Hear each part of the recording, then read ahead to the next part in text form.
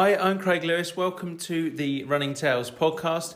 If you've not listened to Running Tales before, it's a production I put together with my wife, Michelle, and here she is to tell you a little bit more about the Running Tales podcast. Hi, my name is Michele Lewis. 10 years ago, you'd have been lucky to see me run to the end of the road. These days, running is second nature to me. From marathons to park runs to putting my own running group through their paces. You'll often see me in suitably loud attire, getting ready to pound the pavements. And here's a secret, if I can do it, you can too. There's so many wonderful and inspiring stories in the world of running. And not just running, some of my favourite tales involve those who take to their wheelchairs, bikes or simply their own trusty feet in an attempt to get fitter, faster or just have some fun. In this podcast, I'm going to be in conversation with some of the most inspiring and fascinating of these people. Remember, it's your time, your speed, your way. The only person you need to keep up with is yourself.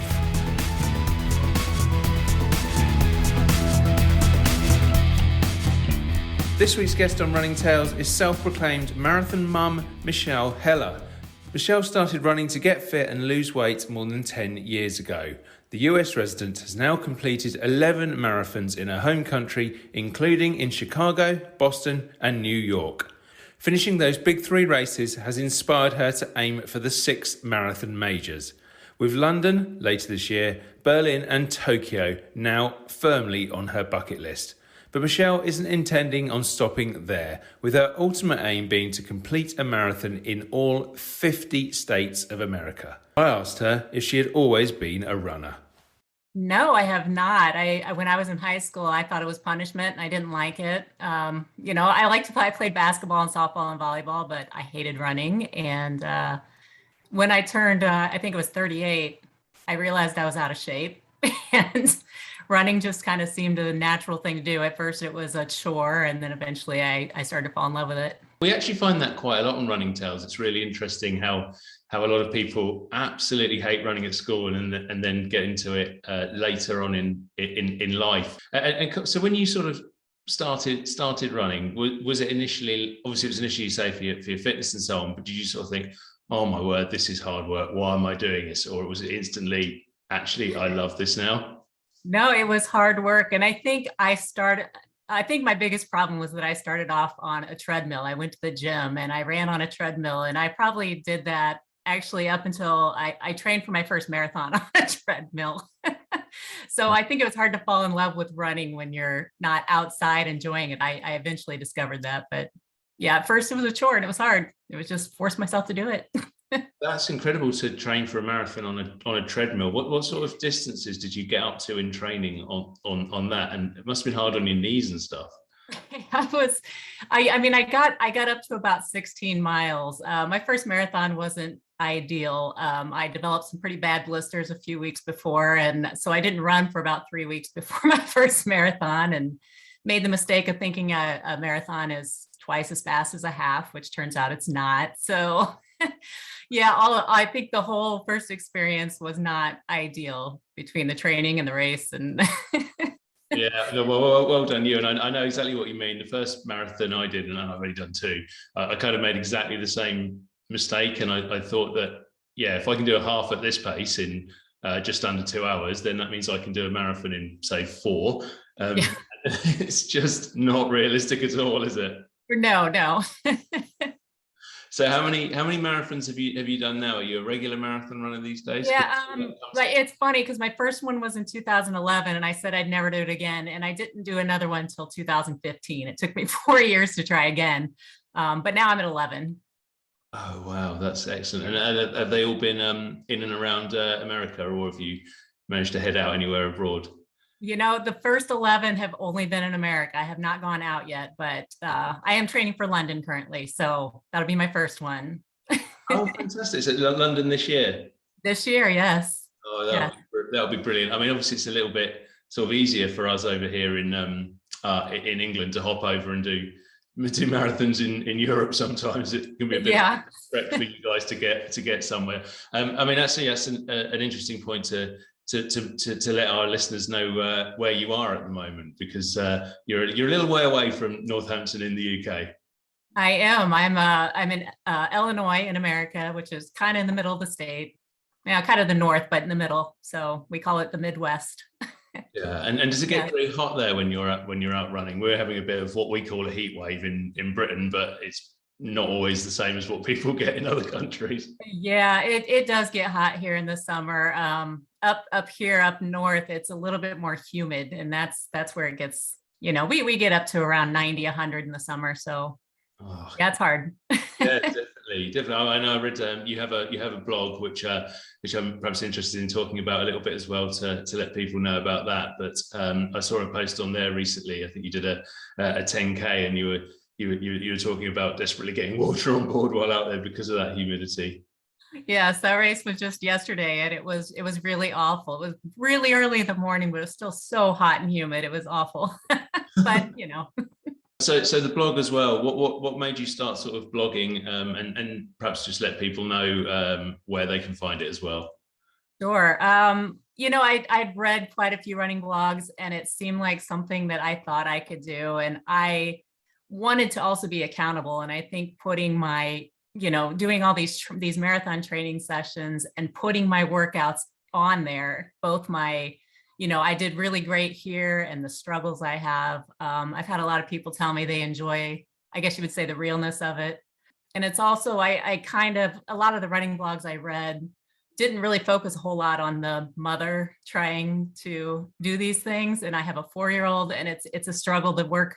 I still work full time. I have a 4-year-old. I'm trying to marathon train. I guess I just kind of wanted to share my story and share my weekly adventures. I called it masterroadrunner.com. Roadrunner is a nickname I've had for a long time. I have Roadrunner tattoo and master because I'm 49. They call me a master runner. So that's how I got that. Yeah, and I know, just touching on the running mum thing, I know that's something you very much sort of promote yourself as. I mean, what are the challenges of doing all this running, doing all this marathon training while having a 4-year-old doing their own running around? I know it's tough. The most important thing to me was not to be consumed with training and not be present and spending time with the little one. I don't want to be somebody who only sees them an hour at night because I'm out, mommy's out running, or, so I wake up at 4 o'clock in the morning every day. I get my runs in, even if it's, 14, 15 miles, I get my runs in, try to get it done, showered before he wakes up. And then when I pick him up from daycare in the evening, that's the time I get to spend with him. We go to the park, we, make dinner and, play outside. And it's important to me to be present. So that's why I wake up early, which also of course means I go to bed early, but and I have a supportive husband. So on the weekends, it's nice that he'll watch the child in the morning. So when I have to do these like 20 milers, I'm not waking up at 2 a.m. or something. I mean, he'll let me go out at 6 or whatever. On the weekends, it's a little bit easier, but during the week, yeah, I gotta get up early. And on the master runner thing, do you compete in sort of master events, or is that just a sort of title that you're given purely for being over 40? It's just the title for being old, right?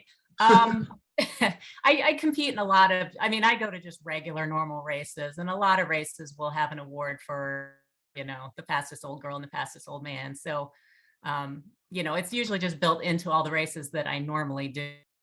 Go to marathons, half marathons, whatever I can find. And the master categories are usually just kind of built into the races. So I'm still racing all the young kids, but and a lot of times keeping up with them, Well, that's an interesting one, actually, because we're not obsessed with times on Running Tales or anything. How have you got on in terms of going about getting times, or for you, is it just all about the distances? I've always been a very competitive person, and I'm always trying to improve and be better every race. It's just, I guess it's a push that I have. It's something that I love to do. So I'm constantly doing speed work and tempos, and trying to be faster. And right now my goal is to try to get to where I was before I had a child, which is really hard, but I'm getting there. I've done it with the marathon. We're working on the other distances. Well, what's your marathon's times? My last one I did 3:26. Oh, wow. So that is really fast, especially you didn't start till 38. Wow. Yeah, so I'm hoping to do 3:20 in London. We'll see. I'm kind of pushing myself right now, but Yeah. yeah, yeah. I think the challenge in London sometimes is being able to get your pace moving because it can be quite crowded at the start. Right, right. Yeah. That's okay. You want to go slow at the start anyway, so don't want to go too fast. Yeah, definitely. What marathons have you done so far? You say you've done 11. My wife will kill me if I don't ask you whether you've done Chicago or not, because she's a Oh, little. I've done Chicago. Yeah. How was Yeah, that one? no, it was a lot of fun. I want to do all 6 marathon majors. So yeah, Chicago was the first one I did. It's close to home, it's only a couple hours away. Yeah. A lot of fun. I mean, the crowd support there is just crazy, lined streets the whole time. And yeah, Chicago's a beautiful city. So it was fun. And where else have you done?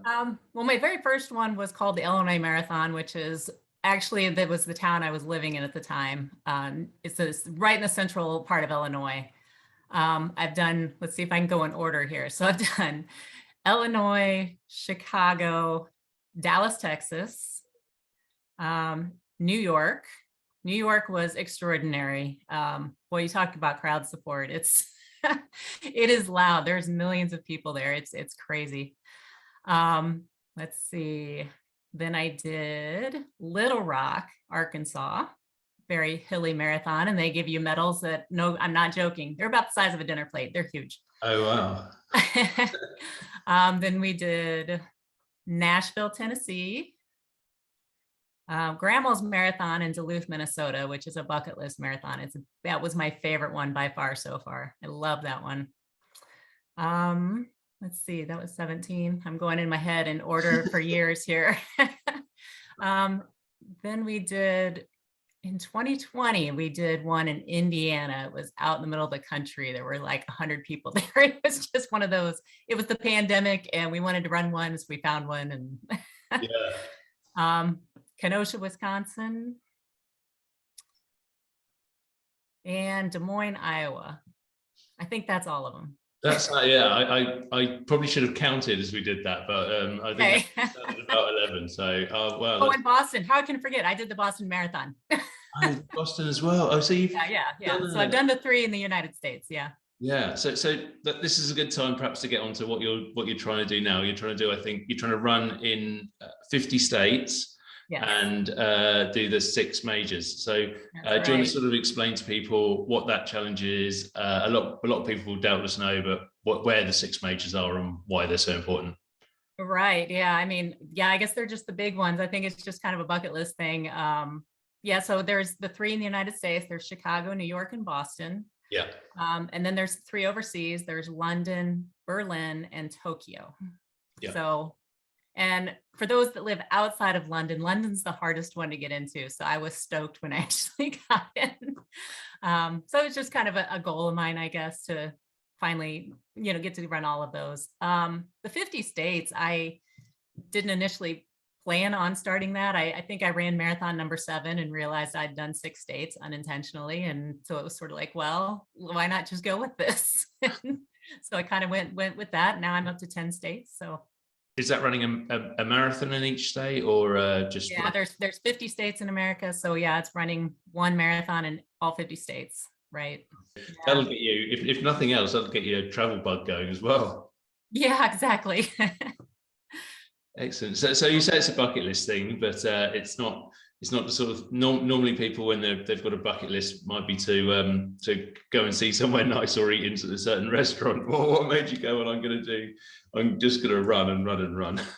Yeah, I don't know why I came up with this crazy idea, but because even as I would say probably a few marathons in, I kept telling myself, I'm not going to do this again. This is awful. But now all of a sudden the marathon bug has bit me and I'm just all like, okay, let's go.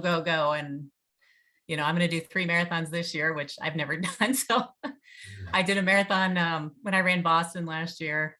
I didn't like my time. So 6 days later, I ran another one, which was something absolutely crazy. Did you get a better time after that?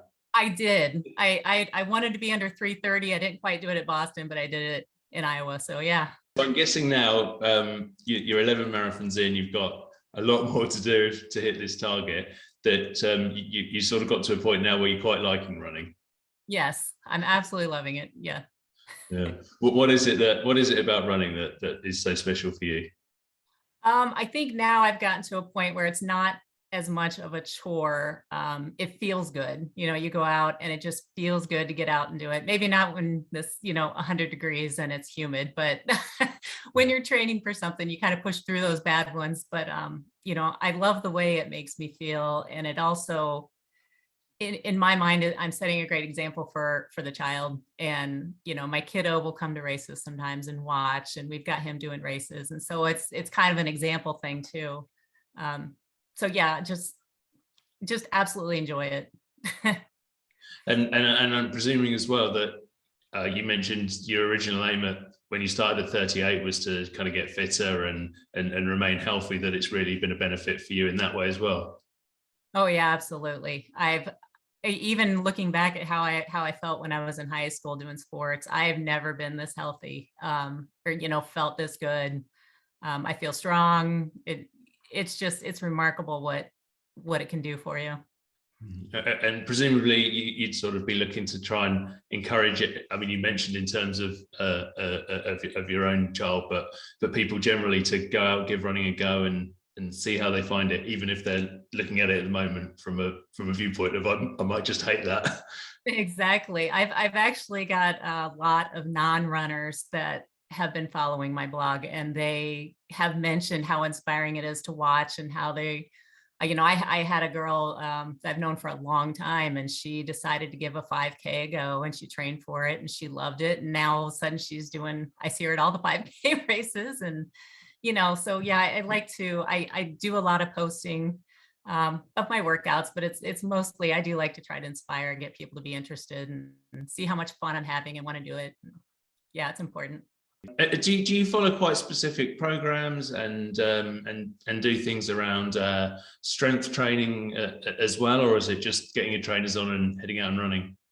No, I did used to, just when I first kind of started, just was running a lot, and I've had my share of injuries. And so now I'm a lot smarter, and I make it a point. A good example would be Monday. I slept in late on Monday. I had 6 miles scheduled. I didn't have time to do it, but my main priority is to make sure I do my core work. And I do core work 3 times a week. So I did the core work and I skipped the run. I always strength train twice a week. I've got this kind of 1-hour program I do with my arms and legs. I do yoga once a week. So I am trying to cross train and stay strong. Yeah, I think that seems to be really important. We've had a lot of people on here who will sort of talk about how important strength training is, particularly if you want to do those really long distances, or ultra runners will often talk about how important strength training and kettlebell training and all that sort of thing is for them. And I guess just one final question I was thinking, Michele, is really, what would you say to other people? What would you say to anyone looking to follow your journey, whether that's mothers looking to go out there or just people looking to go and run generally? How would you say what do they need to do to be a successful runner, or just to enjoy running? Right. I mean, what you have to do is just put the shoes on and go. It's not so much as a lot of people, especially if you go to a 5K race or something, they think, well, I can't do that. I can't run that far. I'm not fast. I'll be last. There's absolutely nothing wrong with starting off by doing a 30-second super easy jog and then walking for a minute, and then do a 30-second easy jog and walking for a minute. I mean, you start off slow, you start off easy, do what you can. You don't have to, think to yourself, well, I need to sign up for a marathon, because these people are. I mean, just go out, just put on your shoes, just go out, do what you can. It starts to get easier and easier as you go. You just keep pushing on, just keep doing it, and you'll find the groove you want. Like, I know there's a lot of people who want to do just easy trail running. There's people who just want to go out and just do real easy 5Ks. There's people who want to go out and try to, run the fastest half marathon ever. I mean, everybody's got a different journey. So just lace up your shoes, walk out, and find your journey. Oh, I think that's a really amazing advice for people, because I'm sure people will be inspired by what you're trying to do and what you've achieved already. But it's not always about running marathon, sometimes someone's ultimate goal is getting around that 5K park run or whatever's target they set themselves on each morning. Right. Yep. And I guess another thing I'd say is find your local running club. They have runners of all paces. That's how I really got started. Just meeting people to go out and go on an easy run with. It's a great way to meet people. Get off the treadmill. You get off the treadmill. Although that has its place, but yes, get outside. It's more fun. Fantastic. Michele, thank you so much. That's absolutely wonderful. Thank you. Thanks for having me.